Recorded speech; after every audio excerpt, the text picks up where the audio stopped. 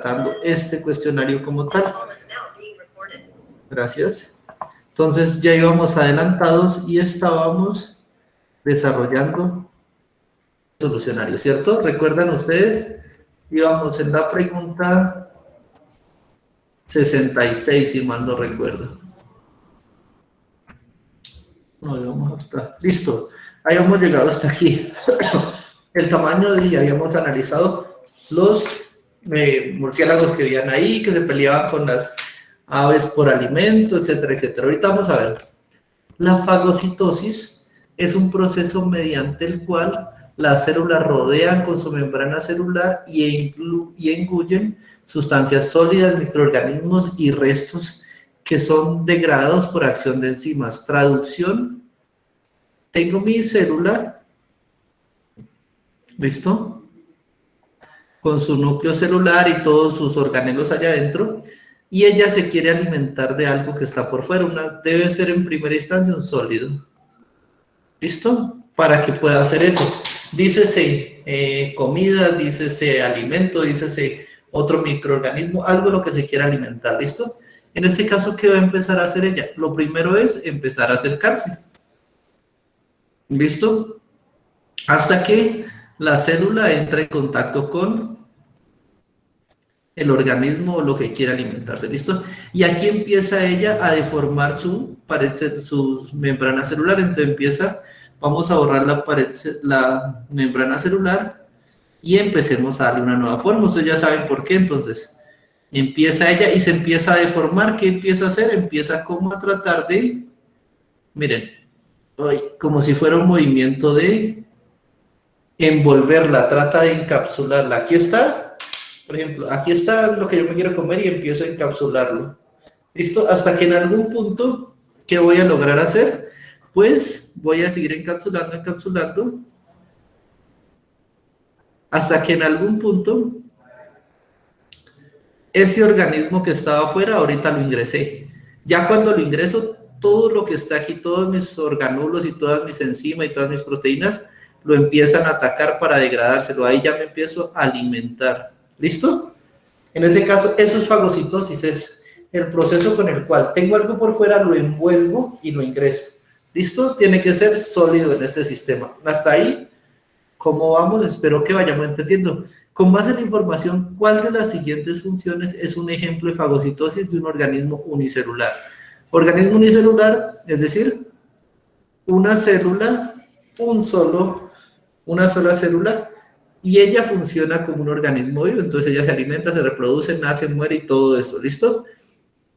Vamos a ver cuál de esos cumple con esa función. Lo que quiero hacer es ingresar nutrientes a mi organismo valiéndome de la absorción que voy a dejar a través de mi membrana. Acumulación de nutrientes dentro del microorganismo. Ya estamos hablando de que los nutrientes están adentro. En este caso no sería un ejemplo de fagocitosis, porque la fagocitosis requiere que yo tenga algo afuera y lo ingrese al interior de mi organismo. ¿Listo? Entonces, descartada porque ya está dentro, no hay necesidad de hacer el proceso de fagocitosis. B, fermentación de sustancias para su posterior consumo. En la fermentación o cualquier proceso químico, miren, ya lo hacemos aquí adentro. Entonces ya me garantiza que mi alimento debe estar dentro del organismo. También se descarta por la misma razón que la primera. Ya tengo el nutriente adentro, ya no necesito incorporarlo a través de mi membrana. ¿Listo? La C, eliminación de sustancias de desecho del microorganismo. Me está queriendo decir que aquí tiene algo que no le sirve, lo va a sacar, lo va a eliminar. ¿Listo? En este caso es fagocitosis. Fagocitosis es incorporar algo. ¿Listo? No expulsar, es incorporar. Entonces, en este caso no estoy incorporando nada, estoy expulsando. Falso. D, la incorporación de microorganismos para su nutrición. Listo. Incorporo un microorganismo para alimentarme. Eso es un concepto de fagocitosis. Respuesta correcta, la D, 69D. ¿Listo, chicos? ¿Hasta ahí cómo van? Espero vayamos bien. Vamos a meterle más velocidad para que podamos desarrollar la mayor cantidad. Pero eso no implica que ustedes van a no entender. Si no entienden, me dicen y paramos. ¿Listo? No hay problema. Una pregunta. 69 la D. Esto no me da D de color. dedo. Ya, gracias. Permítame yo. Listo, compañero, permítame, ahorita sí que con esta me voy a sacar un ojo. Listo, permítame, saco mi impreso para poder leer, porque esto sí me va a sacar un ojo la siguiente. A ver. Dos estudiantes a través de un laboratorio virtual estudian el comportamiento de las fuerzas de repulsión entre cargas eléctricas. Ellos obtienen los resultados de la fuerza de repulsión entre dos cargas como función de la separación entre ellas, como se muestra en la siguiente figura. Yo que sé de las cargas eléctricas, yo sé que cargas iguales que hacen, se repelen, es decir, que cuando yo acorto la distancia, cuando la distancia la hago pequeña, ellas hacen fuerza para separarse, ¿listo? Ya sean positivas o negativas. Me da risa porque eso quedó como un muñequito. Pero bueno, ya sean positivas o negativas, ellas tienden a hacer fuerza de repulsión, ¿listo? En el caso contrario, cuando son cargas distintas, positivo con negativo, antes por el contrario, hay una fuerza de atracción, ¿listo? Entonces, cargas iguales se repelen, cargas diferentes se atraen. Eso 100% cuando estamos hablando de cargas eléctricas. Ahora, ¿qué va a pasar? Miren que hay un factor que favorece que la fuerza aumente o disminuye. ¿Cuál es ese factor? La distancia. No es lo mismo tener dos cargas a esta distancia que tratar de unirlas, o no es lo mismo tenerlas muy lejos donde ninguna de las dos siente interacción con la otra. Entonces, por eso la distancia es el factor crucial aquí. Y ellos dicen, la separación entre cargas, miren. Separación entre cargas vemos que va de un número menor en metros a un número mayor. Entonces aquí la distancia está haciéndose mayor. Y vemos que la carga pasa de un número muy alto a un número menor.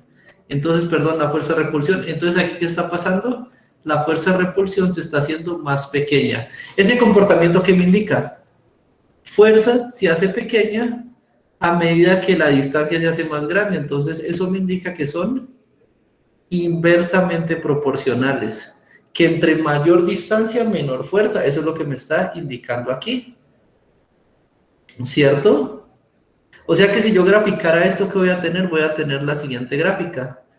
Distancia, recuerden, siempre en el eje X vamos a poner la variable independiente, es decir, la variable que yo controlo. En este caso yo controlo ¿qué? La distancia de las cargas. ¿Qué voy a medir? La variable dependiente, la fuerza.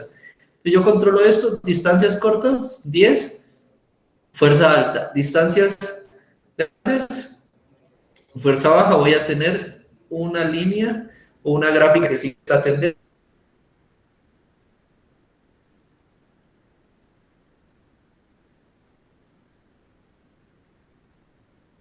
Ahorita sí.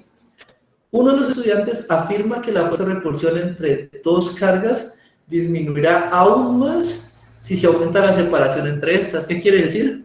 Siga para acá abajo, siga de 18, pase a 20, pase a 30, pase a 40, es decir, llegó hasta aquí, váyase por este lado de la curva, váyase hacia allá. Y él afirma que si usted sigue aumentando la distancia, la fuerza va a seguir bajando. Eso relaciona muy bien con los datos, dice, usted aumente la distancia, la fuerza le va a bajar. Eso es directamente, eso es inversamente proporcional, entonces la afirmación es correcta. Hasta ahí lo que es correcta. Esta afirmación anterior, esta afirmación es A, una suposición, porque el estudiante puede reemplazar esta afirmación sin utilizar el laboratorio virtual. Es decir, me está queriendo decir que el estudiante podría haber llegado a esta conclusión sin ver los datos. ¿Listo? Y recuerden que para ustedes llegar a una conclusión, tienen que hacerlo a través de los datos.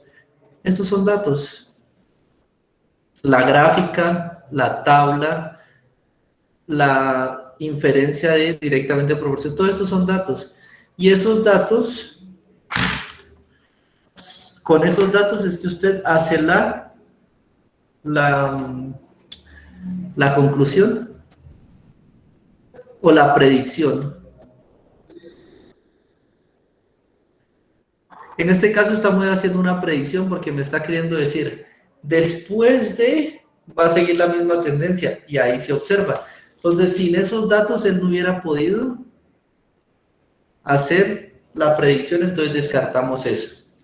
B, predicción porque el estudiante determinó la fuerza de repulsión sin necesidad de observar los datos de la tabla. Nuevamente volvemos a lo mismo. Sin datos, yo no puedo hacer un análisis, ¿listo? Entonces, sin datos, yo no puedo observar tendencias. La tendencia aquí es a disminuir. Pero si yo no viera la curva o no viera la tabla de los datos, yo no podría asegurar ese sistema. Entonces, también la B se descarta por la misma razón. Que la A no puedo inferir o no puedo intentar adivinar el comportamiento de algo si no conozco la tendencia de ese algo, ¿listo?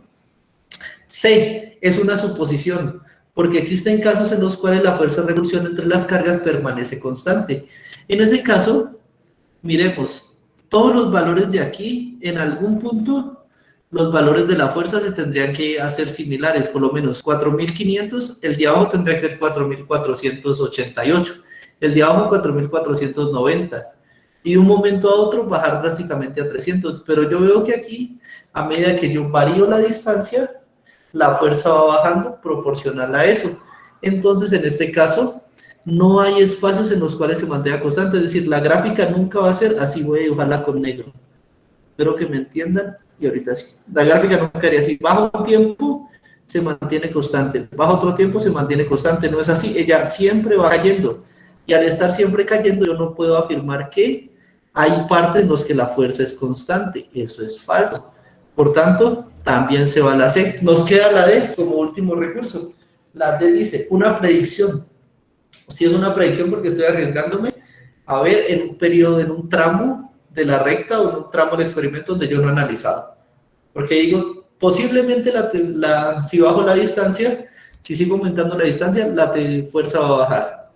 Entonces es una predicción. Porque el estudiante observó el patrón de la fuerza-repulsión a partir de los datos de la tabla. ¿Qué quiere decir eso? Observó los datos y vio una tendencia, vio esto que se conoce como un patrón. ¿Listo? O una tendencia. Son palabras sinónimos para llamar al mismo comportamiento. Entonces él vio la tendencia, vio el patrón, vio el comportamiento y dijo, listo, esto es viable. Entonces, respuesta correcta, la D. ¿Listo, chicos? ¿Entendimos hasta ahí por qué la D?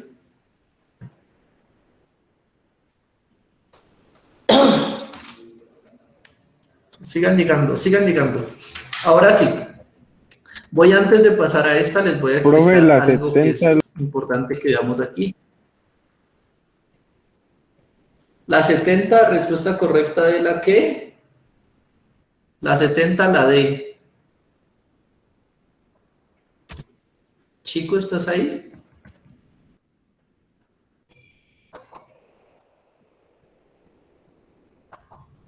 Listo, construyendo esto les voy a explicar algo que ocurre cuando nosotros tenemos cargas, es la fuerza de repulsión. Resulta que acontece que la fuerza de repulsión se determina con una constante eléctrica y se multiplica por el valor de la carga 1 por el valor de la carga 2, es decir, hay dos esferas positivas. ¿Qué carga eléctrica tiene esta? ¿Y qué carga eléctrica tiene esta? ¿Por qué? Porque entre más carga tengan, pues obviamente más se van a repeler. No es lo mismo tener dos cargas positivas. Es que aquí la veo como una carga positiva global, pero recuerden que en esto hay una carga, otra carga por aquí, y cada una de ellos va a tener una cantidad de cargas internas. ¿Por qué? Porque esos son átomos que han perdido electrones. Entonces, yo no puedo decir, a menos de que esa esfera sea un solo átomo, que en ese caso sí sería 1, pero si tengo 10, 20 átomos que han perdido un electrón, ya tengo 10 cargas. Entonces, eso, entre más átomos que han perdido electrones, más cargas positivas voy teniendo. E igual en el otro, yo entonces hago la multiplicación de las cargas y la divido por la distancia al cuadrado. Esto es la famosa ley que rige las fuerzas de repulsión eléctricas, ¿listo? Fuerzas de repulsión y de atracción. Cuando van en sentidos contrarios, es decir, positivo contra positivo en sentidos contrarios, se llama fuerza de repulsión. Cuando van en sentidos iguales, ¿listo? Se llaman fuerzas de atracción, ¿listo? pero eso es una fuerza eléctrica al final de cuentas. ¿Listo, chicos? Hasta ahí, ¿vamos bien? Ese era el resumen y por eso saqué esa cosa. Si alguien se pregunta, por lo menos Patricia se está preguntando lo mismo, profe, es que hay dos esferas que se atraen, la Tierra y la Luna, y me han dicho que eso funciona a través de la famosa fuerza de gravedad. En este caso se puede homologar, sí, la fuerza de gravedad es una fuerza de atracción entre dos cuerpos que presentan una masa. ¿Cómo la puedo homologar? Y la ciencia es así de simple. La fuerza de gravedad es igual a una constante gravitacional y usted lo que tiene que hacer es masa de uno, porque ahora esa atracción depende no de la carga, sino que depende de la masa que presente cada uno de ellos. Entonces, masa de uno por la masa del segundo objeto, dividido ¿qué? La distancia que los separa, porque entre más distancia, menos acción de la fuerza.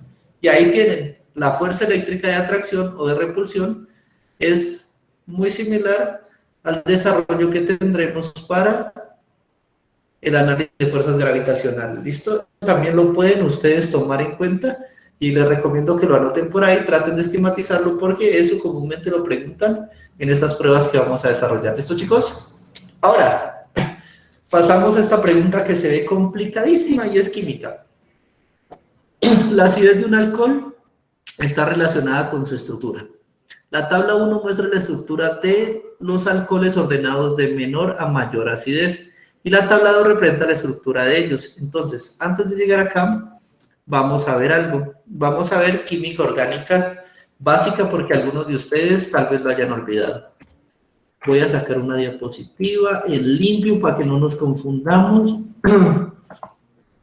Esta y esta.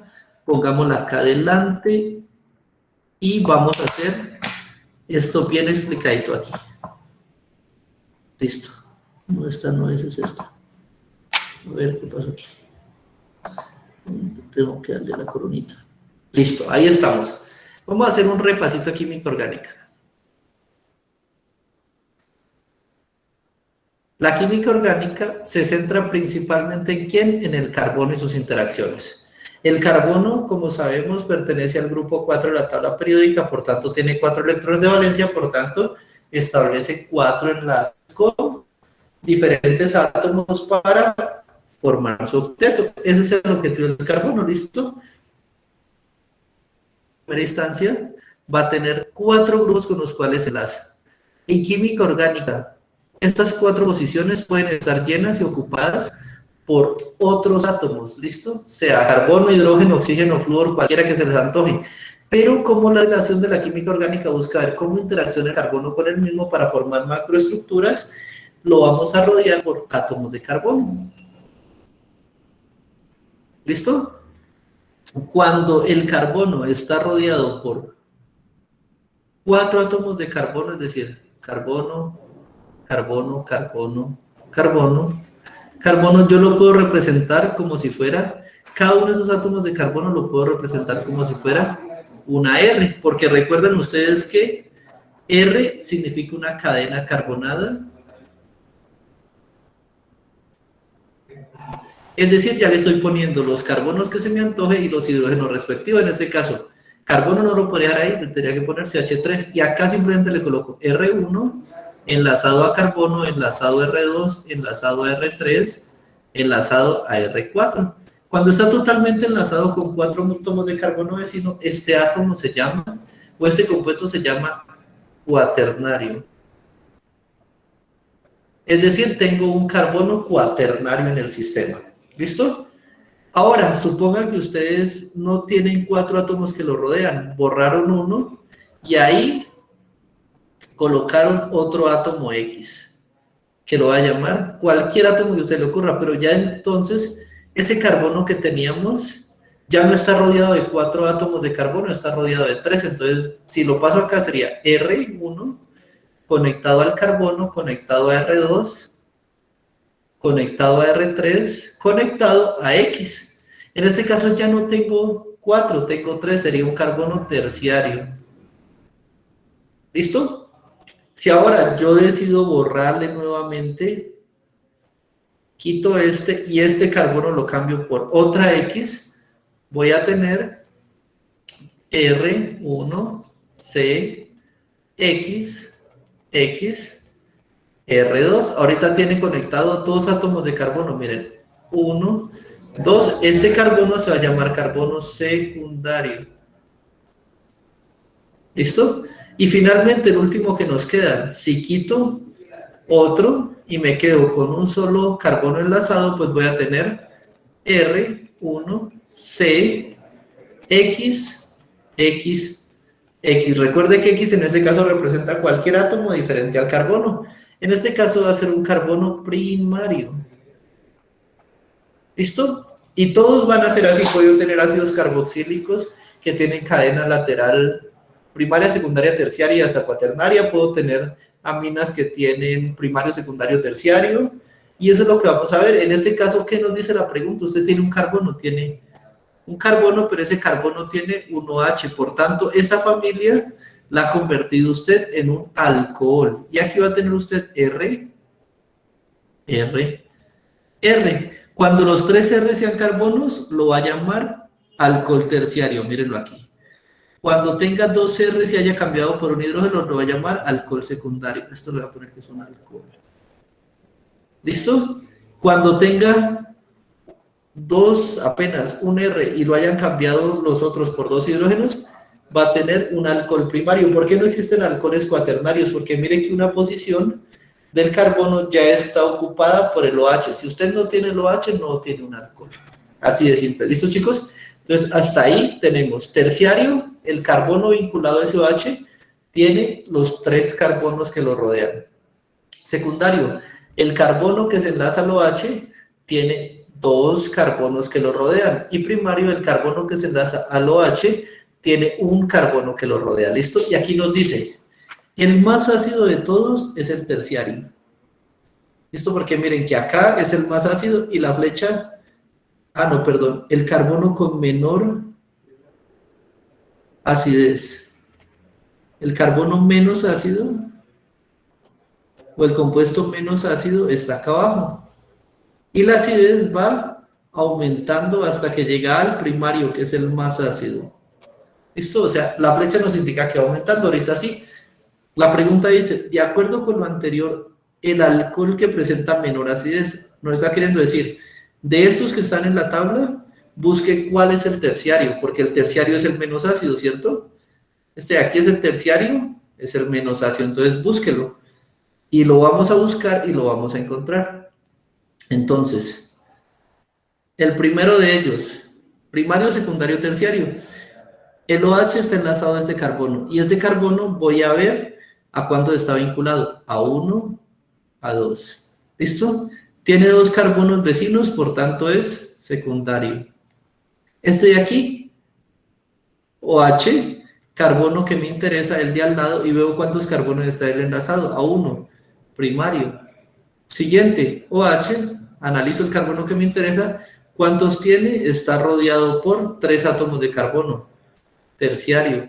Y el de aquí, OH que me interesa, está rodeado por ¿cuántos?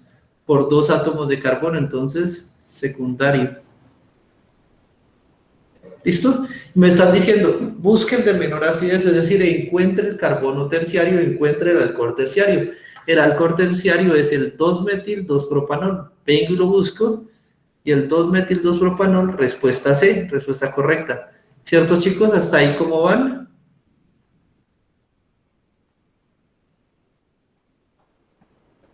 Bien, profe. Listo, vamos rápido, pero espero. Algunas personas no recuerdan claramente ese cuaternario, terciario, secundario y primario, pero ahí se los traigo para que ustedes tengan ese recuerdo de química orgánica. Y todo en química orgánica funciona así. Y recuerden, siempre que vean una R, esa R ustedes las pueden cambiar por una cadena carbonada. No importa, yo les puedo decir R es igual a CH2, por ejemplo, o CH3. Y les puedo decir R igual a CH3 y aquí CH2 40 veces y ahí conéctelo. No importa el tamaño, simplemente sepan que R significa que ustedes van a vincular lo que esté pegado, eso va a ser, y aquí va a ir su grupo de interés o su grupo funcional. ¿Listo? Oye, no traje saco y estoy yendo frío. Listo. Este sí se ve largo, pero se resuelve facilísimo. Dice. Un grupo de estudiantes quería conocer qué factores afectan la velocidad de la reacción entre un ácido y un metal. ¿Listo? Cogieron su ácido y lo disolvieron, cogieron su metal y lo trataron de disolver en un ácido. Hicieron dos experimentos variando únicamente las condiciones especificadas en la tabla. En cada experimento tomaron 3 tubos de ensayo y a cada uno le agregaron 1 mililitro de ácido y 1 gramo de metal, es decir, las cantidades no varían y son constantes. ¿Qué variaron? En el experimento 1, modificaron la temperatura y mantuvieron el metal completo. Entonces, ¿aquí qué hicieron? Cogieron su trocito de metal, lo sumergieron en ácido y lo que hicieron fue que lo calentaron a ver qué pasaba y midieron cuánto se tardaba en disolver el metal que tenían ahí. Entonces, a 18 grados toma 115 segundos, bien. A 45 toma 75 segundos, bien. A 70 toma 40, entonces yo estoy viendo que a mayor temperatura, mayor velocidad de degradación, ¿cierto? Porque entre más caliento, más rápido se reacciona y más rápido se deshace mi metal. Entonces, estoy viendo que a mayor temperatura, mayor velocidad. Eso es lo que saco de aquí, del primer experimento. Vamos a ver qué sacó el segundo. Modificando el tamaño del metal y empleando la misma temperatura. Entonces, vamos a ver metal completo. Ahora, aquí sí tengo que variarlo. Aquí cojo mi metal y primero lo mando completo.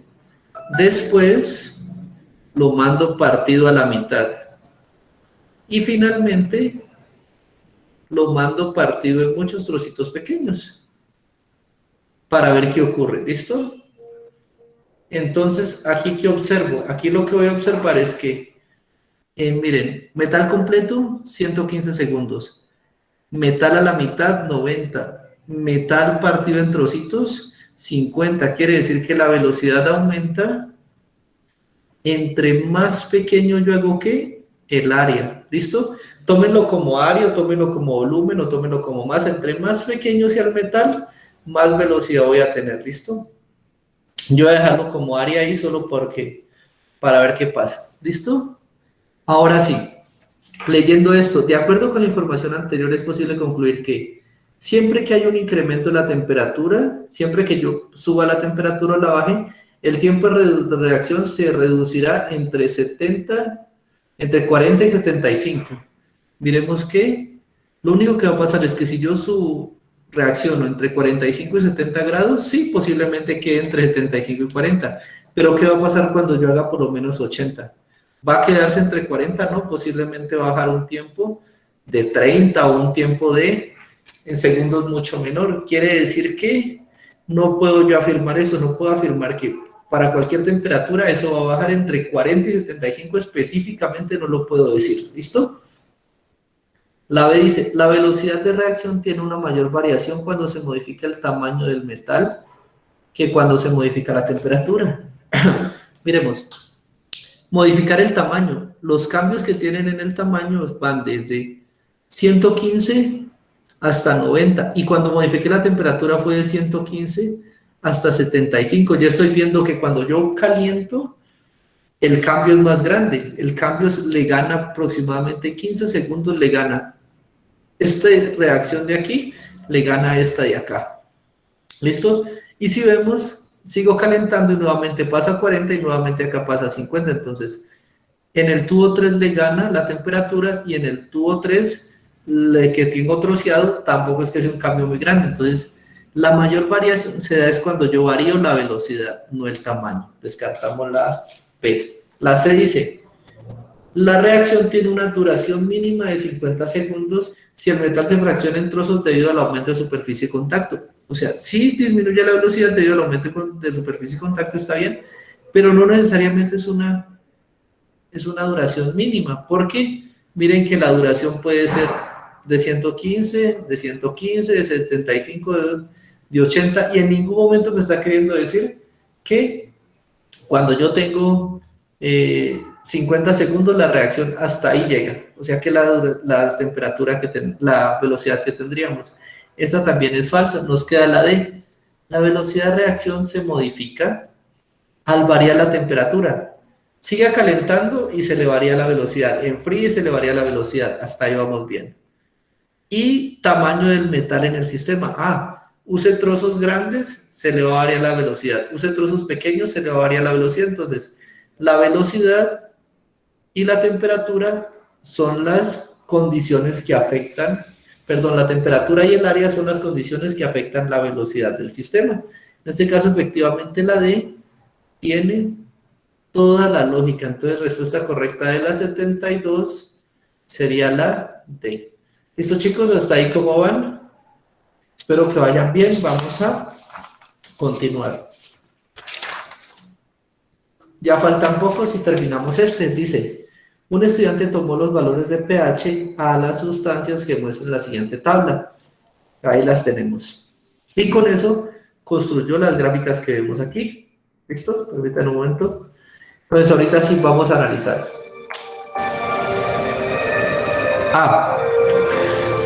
¿Qué tengo aquí? Entonces yo voy a analizar los valores para cada uno de ellos. Lo primero que tengo que hacer con esta tabla es definir variable dependiente, variable independiente. ¿Cuál es mi variable dependiente y cuál es mi independiente? Independiente es la que va en X y la que puedo yo definir que quiero. Entonces aquí van a ir los tipos de sustancia. Porque es lo que yo tomo. Cojo limón y le mido el pH. Cojo jugo de naranja, le mido el pH. ¿Listo? Y aquí en el eje Y va a ir la variable dependiente. ¿Cuál va a ser esa? El pH. ¿Listo? Entonces buscamos que los ejes sean los mismos. En la A es pH bien y aquí está la sustancia bien. En la B es pH y aquí está la sustancia bien. En la C es pH y aquí está la sustancia bien. También y también. O sea que las cuatro van bien por ese lado. Muy bien. Ahora sí. Cuando usted utiliza un diagrama de líneas o estas líneas, generalmente está queriendo decir, este punto de aquí lo puedo conectar con este, luego lo conecto con este, luego lo conecto con este y luego con este, por ejemplo. Es decir, mi sistema primero estaba en este punto y después puede evolucionar al punto 2, después al punto 3, al punto 4 y al punto 5. Es decir, esto es para un solo proceso o para un experimento.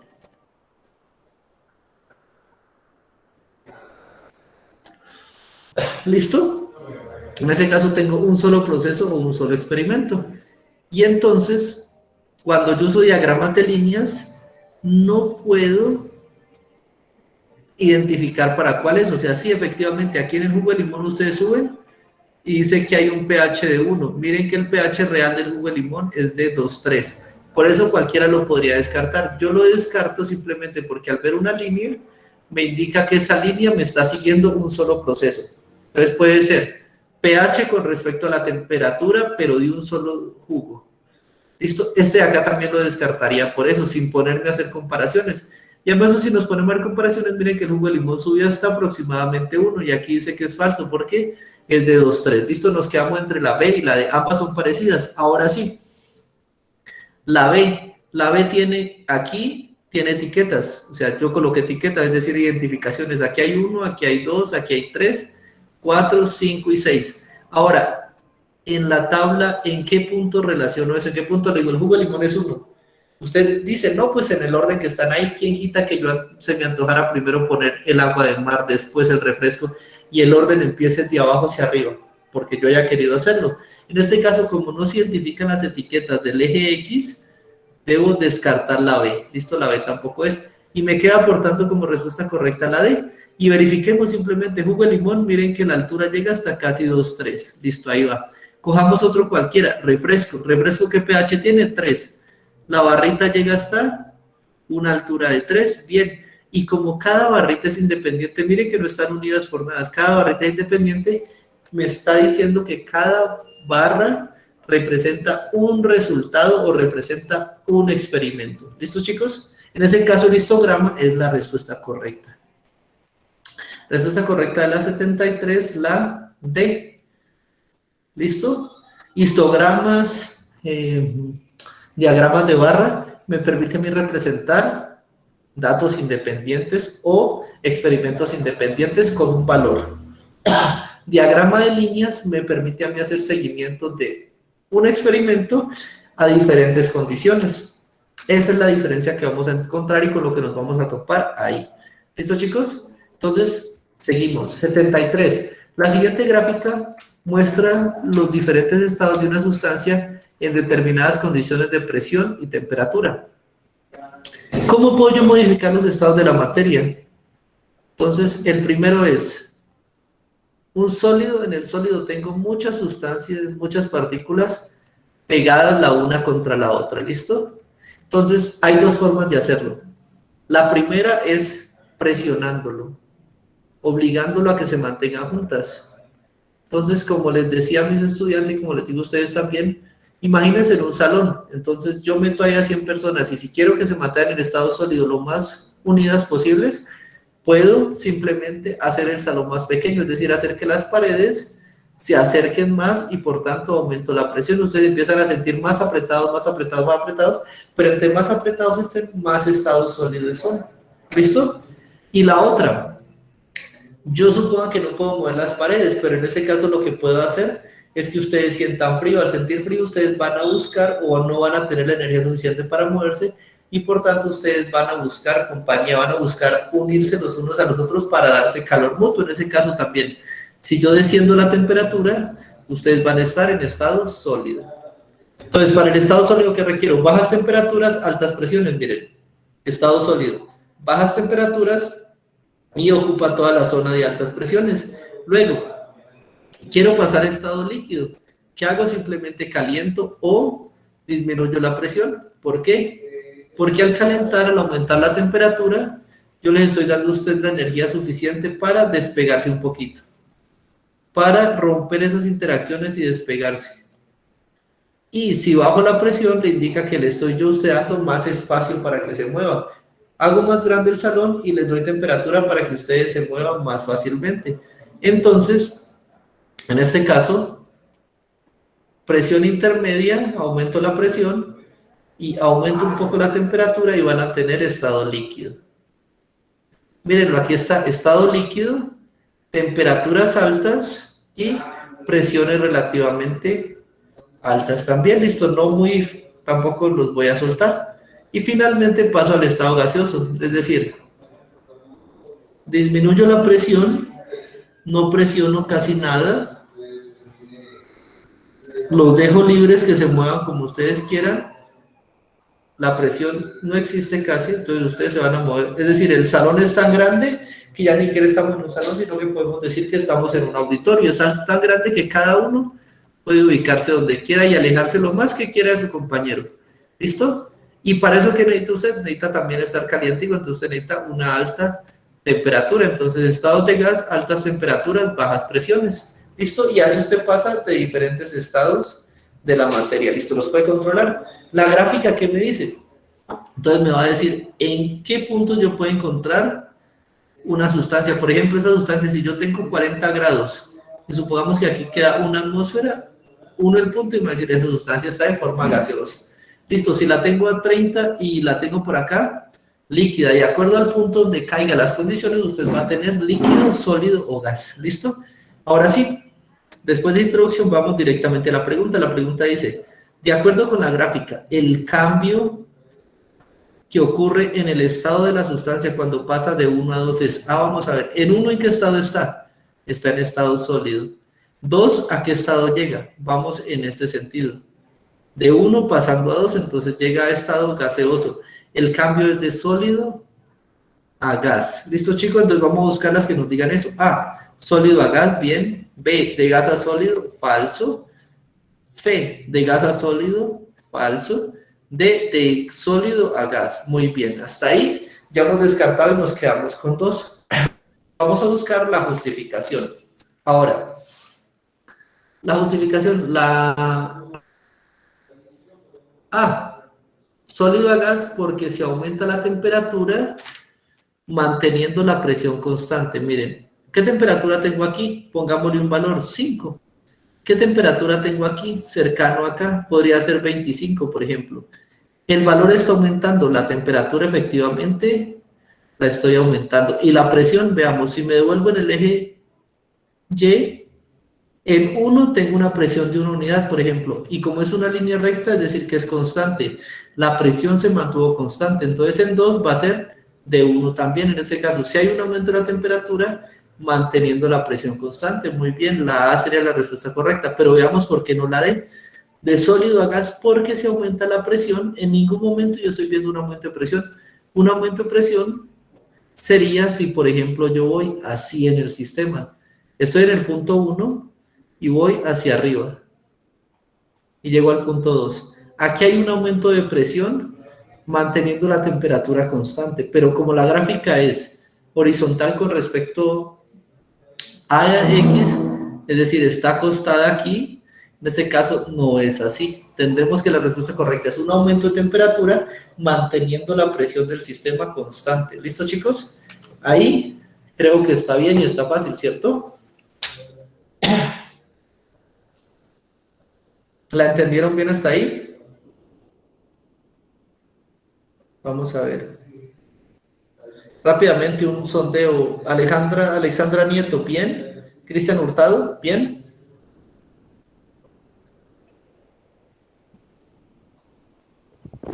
Sí, bien. Listo, listo, Cristian, gracias. Continuemos. Entonces, 75. Un alumno fundió dos sustancias puras con la intención de saber cuál de ellas cambia de estado más rápidamente. Entonces, nuevamente vamos a cambios de estados. Cogió la sustancia A y cogió la sustancia B y las calentó. ¿Listo? Las metió un trozo de cada sustancia en un recipiente de vidrio, los calentó con un mechero y midió el tiempo que tardaron en cambiar de estado. ¿Ah, listo? Y tomó el tiempo. Tiempo al cual fundió este, tiempo al cual fundió este. Esto es el experimento que hicimos.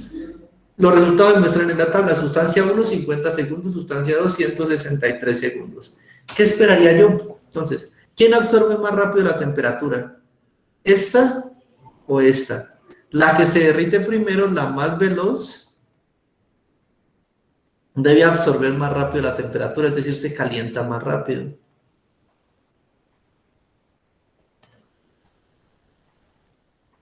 ¿Listo? La que absorbe la más lenta, la que se demora más, debe ser la que se calienta menos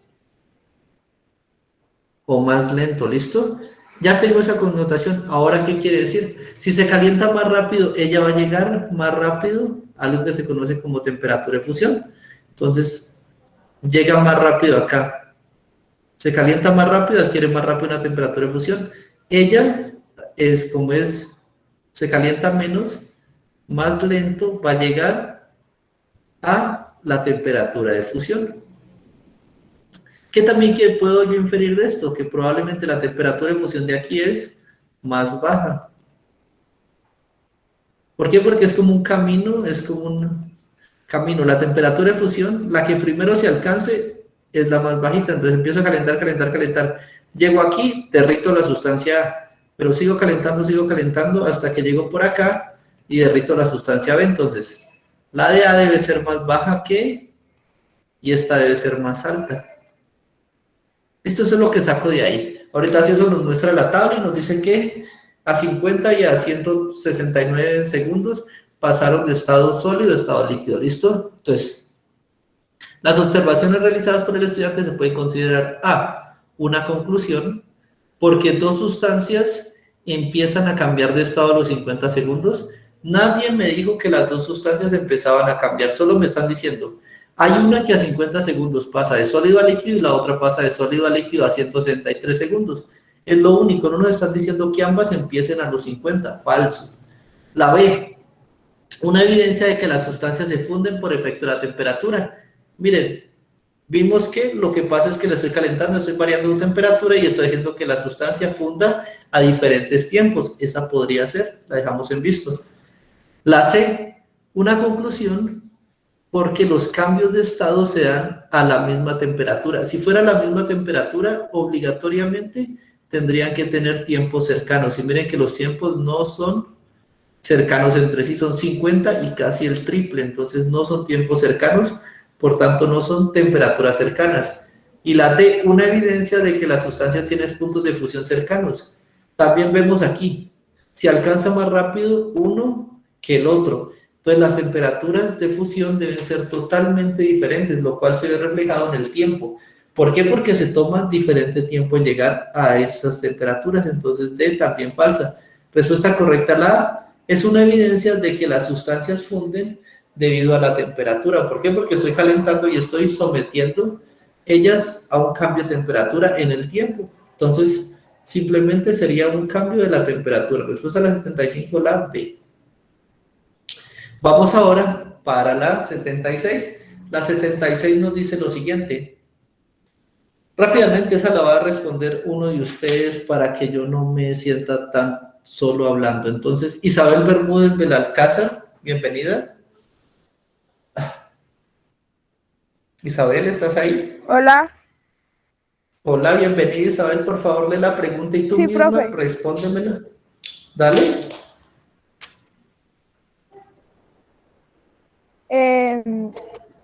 Con base en esta información, ¿cuál proceso se describe en la figura? Para mí es la B, yo marqué la B.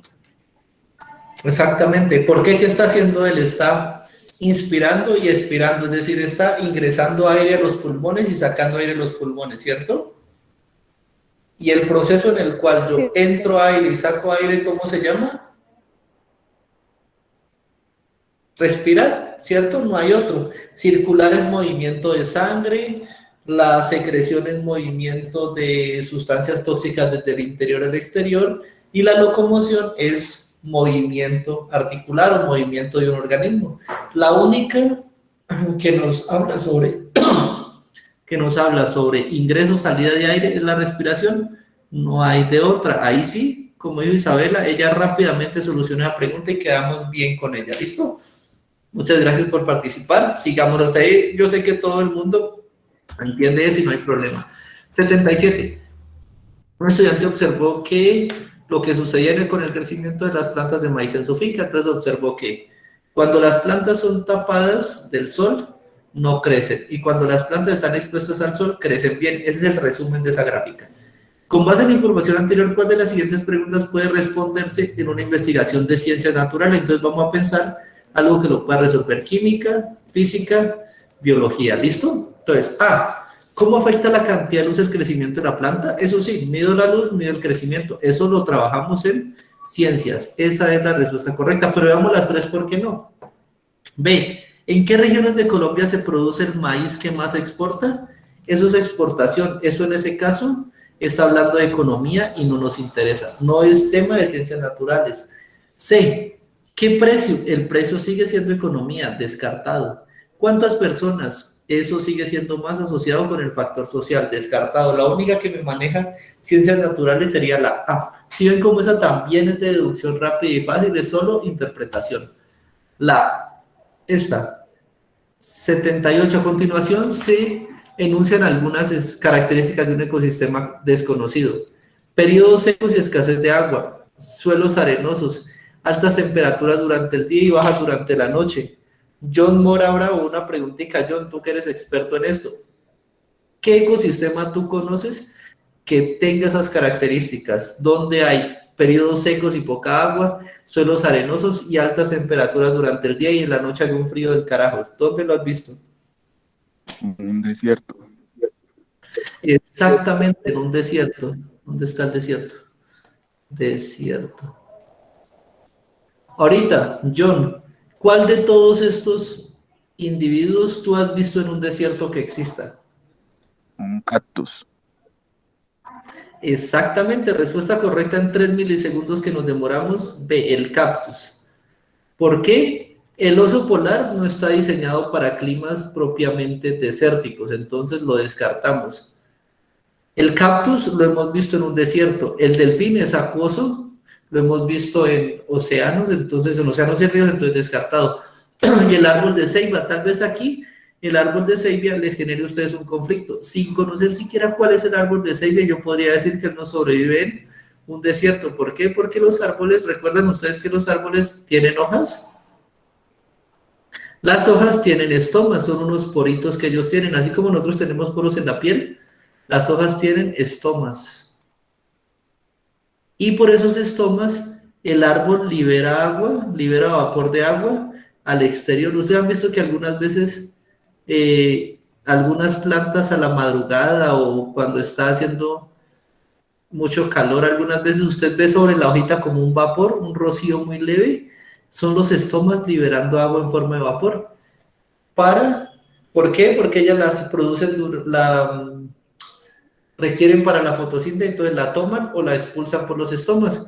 Ese proceso de tomar agua y de botar agua por los estomas en un desierto se ve perjudicado porque como hace tanto calor acá afuera, se empieza a salir mucho el agua, entonces en un momentico la hoja pasaría a irse secando, se va marchitando porque va perdiendo agua. Y recuerdan el proceso de ósmosis del que hablábamos, la ósmosis dice que el agua siempre va de mayor concentración a menor concentración, en este caso el agua iría desde el interior hasta el exterior por pura tendencia. Ese sería un inconveniente, la hoja se marchitaría, por eso hojas grandes, climas húmedos donde el agua no se pierde tan fácilmente, hojas pequeñas, climas más cálidos y el cactus incluso no presenta hojas, él solo presenta las espinas, ¿listo? En ese caso, él ha eliminado las hojas o las ha llevado al mínimo para mantener la mayor cantidad de agua en su interior. Entonces, respuesta correcta afirmativamente, la 78. La 78, la B, perdón. ¿Listo? Ahorita sí, aquí, rápidamente cojamos otro estudiante que eso es pura lógica. Luisa Chacón, bienvenida. Hola, profe. Hola, Luisa, dime tú Pues que yo analizaste la elegí, pregunta. yo elegí la D. Cada uno tiene una única pepa o semilla. Pues fue la más lógica. Tú acabas de dar la respuesta, es la más lógica. ¿Por qué? Porque miremos, nos muestran el diagrama. Durazno tiene una pepa, tiene la carnita que nos alimentamos y tiene la cáscara. Aguacate tiene cáscara, pulpa y pepa. Mango tiene cáscara, pulpa y pepa. Todos tienen esas características. Veamos a ver, con base en eso. No tienen cáscara, falso, todos tienen cáscara. ¿Listo? B. Cada uno tiene 2 pepas y 2 semillas, pues yo no hice hasta ahorita el primer aguacate con 2 pepas, entonces descartamos eso. Ninguno es comestible, falso, porque los 3 no los comemos. Que a algunos no les guste el durazno, pues problema de ellos, pero igual se come. Y la D, que es la única que nos queda como respuesta correcta, efectivamente, es la respuesta correcta. Gracias, Luisa, por tu participación breve pero sustanciosa. Ahorita sí dice aquí.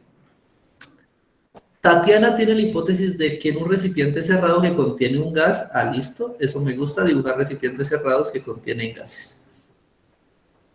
Al aumentar la presión, disminuye el volumen, listo, tengo mi recipiente y lo voy a presionar. La única forma de presionarlo es apretarlo o con un émbolo bajarle el sistema. Entonces, tengo la presión 1, tengo el volumen 1.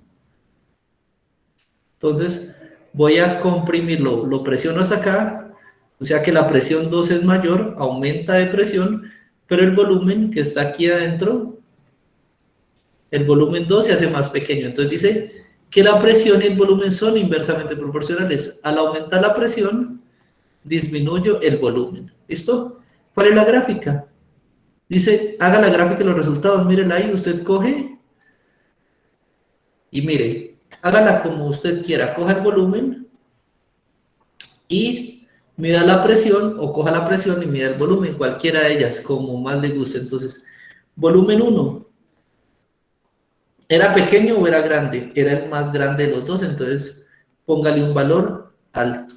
Perdón, ven aquí un momentico, que aquí sí la estoy embarrando por ubicación. Vamos a hacerlo de la forma fácil. Presión es lo que estoy variando, volumen es lo que estoy teniendo. Presión 1. ¿La presión 1 es alta o es pequeña? O sea, que estoy aplicando mucha presión o poca presión. Estoy aplicando poca presión porque el volumen está sin presionar. Es como usted coge el émbolo de una jeringa y bájelo. ¿Listo? Si no lo tiene ahí, si usted no lo aprieta con el dedo, la presión es baja. Entonces, presión 1 es una presión baja. A esa presión baja, miren, tengo el máximo volumen. Entonces, subo hasta que obtengo un valor grande, que sería el volumen 1.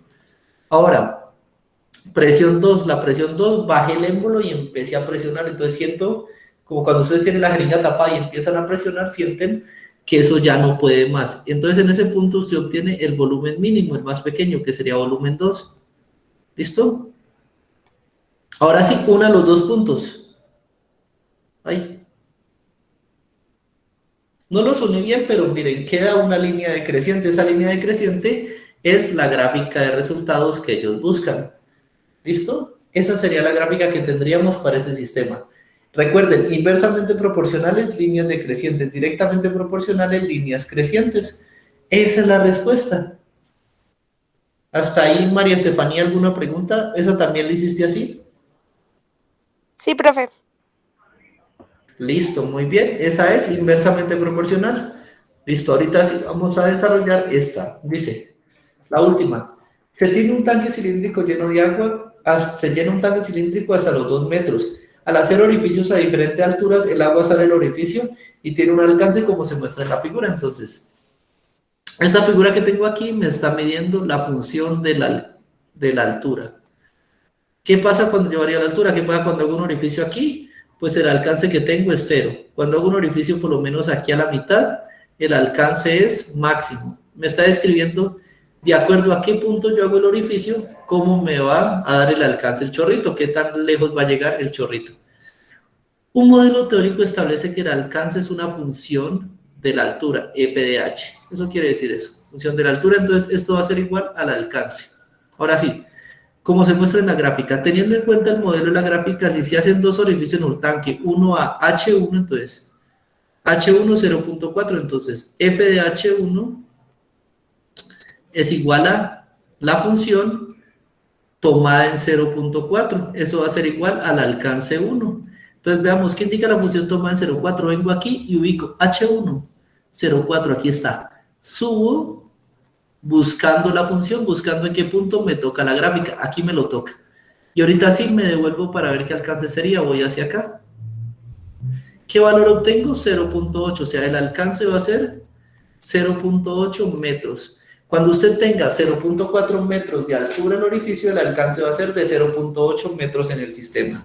Ahora, el alcance 2 lo voy a obtener cuando tenga f de H2 y H2 es igual a 1.7 metros, igual a f de 1.7. ¿Eso es igual a qué? Busco 1.7, que en este caso no está, pero está aquí a la mitad, subo, toco la gráfica y me regreso, y me da aproximadamente la mitad entre 0.6 y 0.8, entonces la mitad entre 0.6 y 0.8, 0.7 metros. Entonces el alcance respectivamente va a ser para 0.4, 0.8 metros y para 1.7, 0.7 metros. Y así se hace analizando una gráfica. ¿Listo, chicos? ¿Hasta ahí cómo van?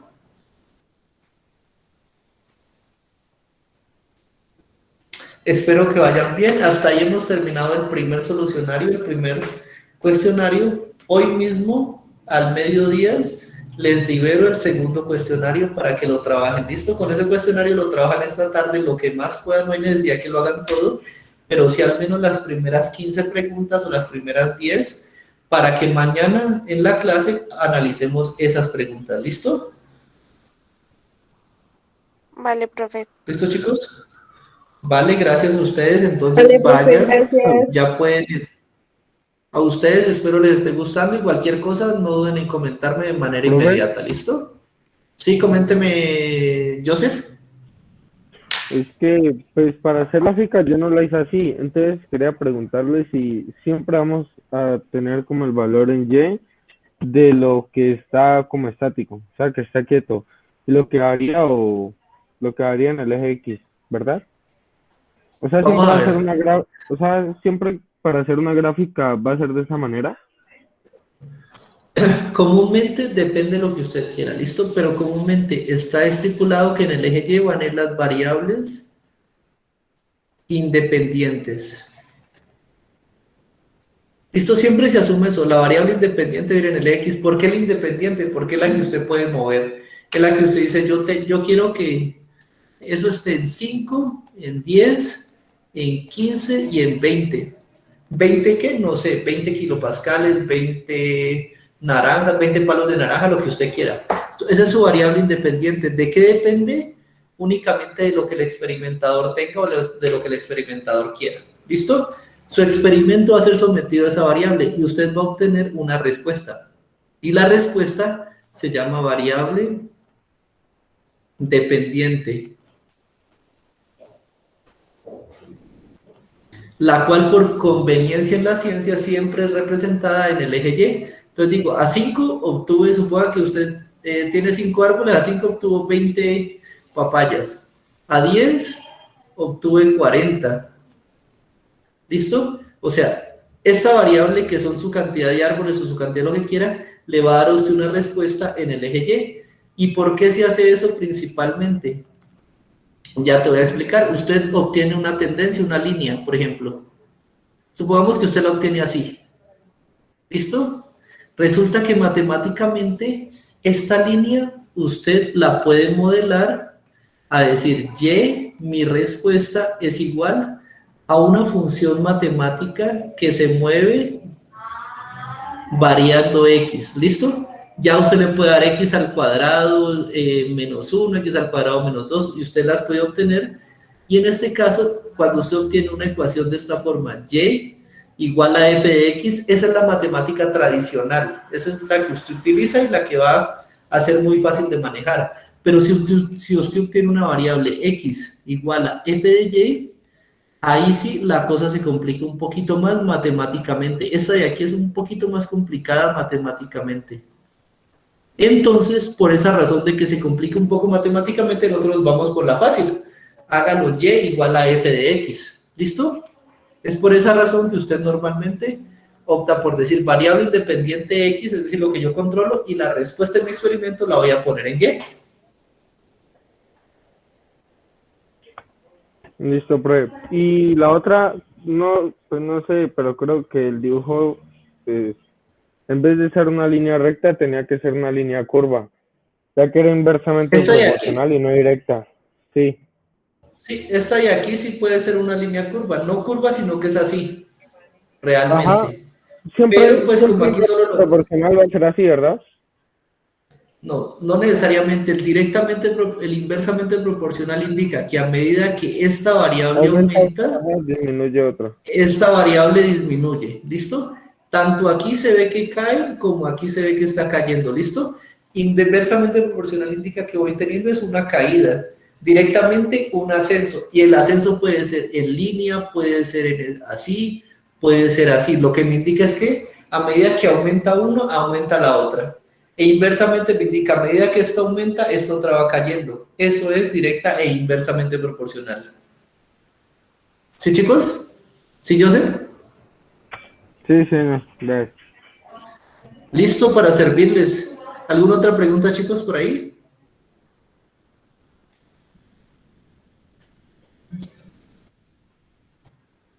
¿Listo, chicos? Entonces, no siendo más, los dejo, que tengo clase ahorita en 2 minutos acá.